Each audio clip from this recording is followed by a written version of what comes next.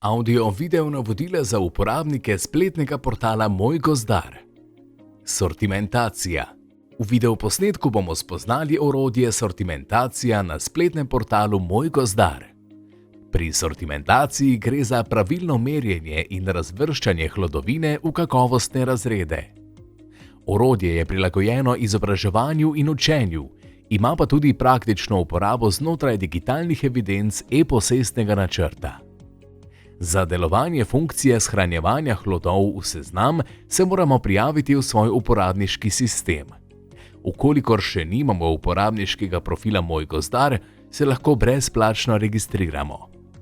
Orodje sortimentacija najdemo v uporabniškem profilu znotraj digitalnih evidenc. Prijavimo se v uporabniški profil in vstopimo v orodje v meniju na levi strani zaslona. Zgoraj imamo možnost izbire med izdelavo sortimentacije posameznega hloda ter pregledom seznama sortimentacij, ki smo jih že izdelali. Najprej bomo vnesli vse izmerjene podatke o hlodu, nato ga bomo shranili v seznam. Pravila in napake lesa se razlikujejo po drevesnih vrstah, zato imamo možnost izbire drevesnih vrst smreka, jelka in bukev. Izberemo drevesno vrsto smreka in potrdimo. Izmerjene podatke o hlodu bomo vnašali po korakih. Pri prvem koraku, srednji premer hloda, vnesemo srednji premer hloda v centimetrih. Poleg koraka srednji premer hloda najdemo informativno ikono I, na katero kliknemo. Odpre se pojasnilo o pravilnem načinu merjenja, zaokroževanju, številu meritev ter opozorilo glede odbitka zaradi debeline skorje. Informativna ikona I se nahaja poleg vsakega koraka. Priporočamo, da vsebino preberete, saj boste tako prepričani o pravilnem načinu merjenja in vnosu podatka ter o pravilni končni razvrstitvi hloda v kakovostni razred. Vsaka razlaga koraka vsebuje tudi pregledno skico, ki spremlja razlagalno besedilo in služi boljši vizualni predstavi.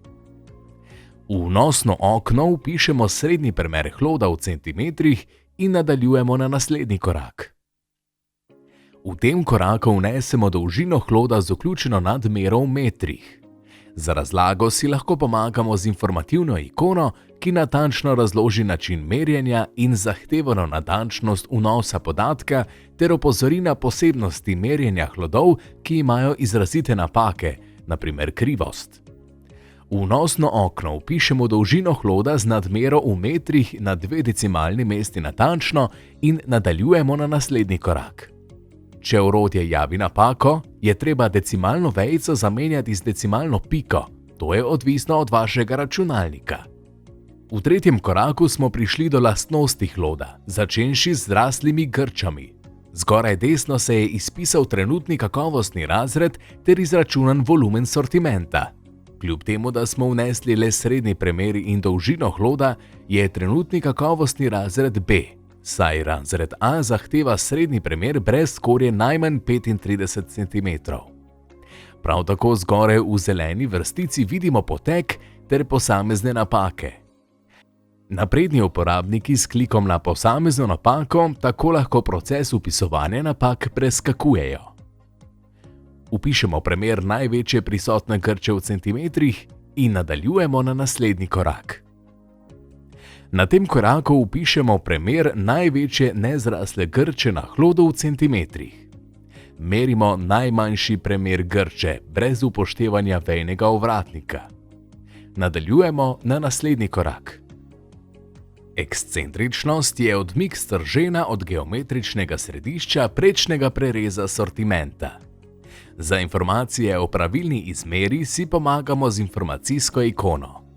Vpišemo odmik stržena in premer čela hloda v centimetrih in nadaljujemo na naslednji korak. Krivost predstavlja odklon debla od ravne osi. Za informacije o pravilni izmeri višine loka si pomagamo z informacijsko ikono. Vpišemo višino loka v centimetrih in nadaljujemo na naslednji korak. Koničnost je značilna za malolesna debla, nastopi pa tudi v zgornjem delu debla.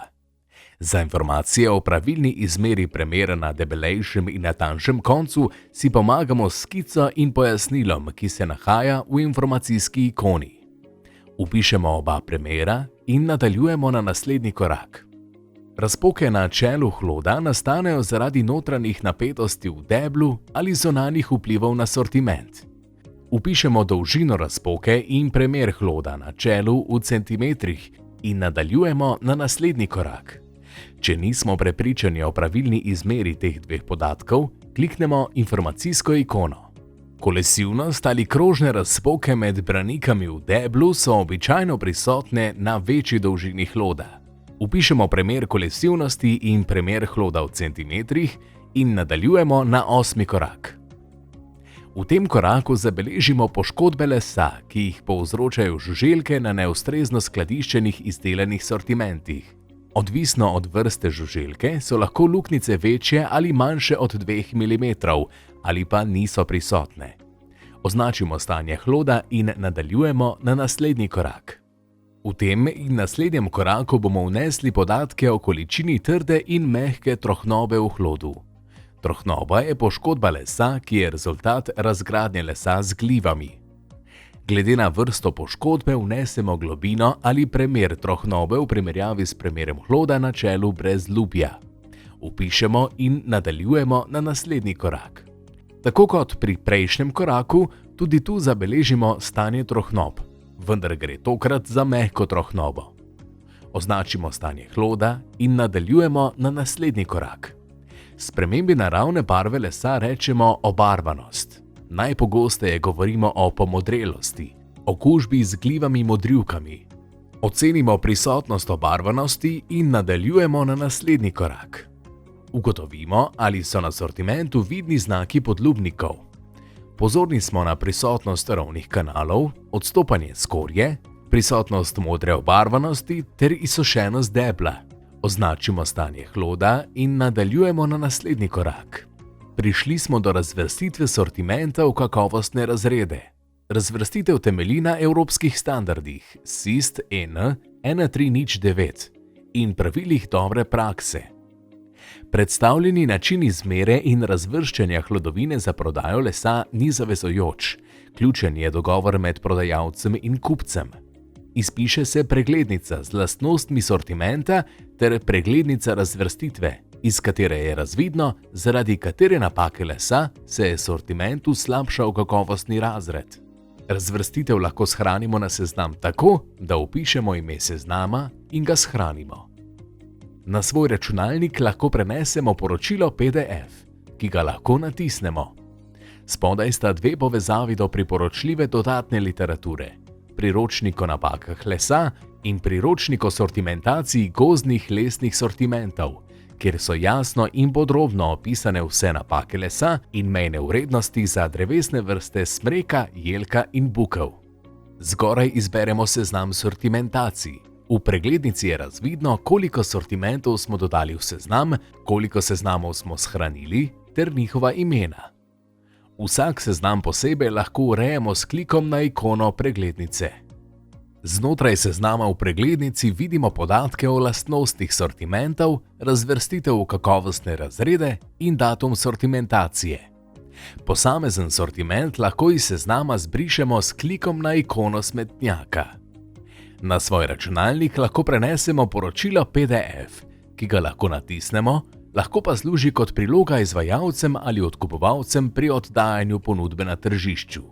Za več informacij o pravilnem merjenju in napakah lesa priporočamo priročnik Merjenje in sortimentacija, ki je na voljo na strani Gozdarskega inštituta Slovenije.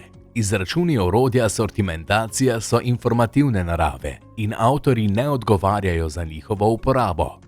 Videoposnetek je bil ustvarjen v okviru projekta e-Gozd, elektronsko poslovanje kmetijskih gospodarstev z izrazito gozdarsko dejavnostjo.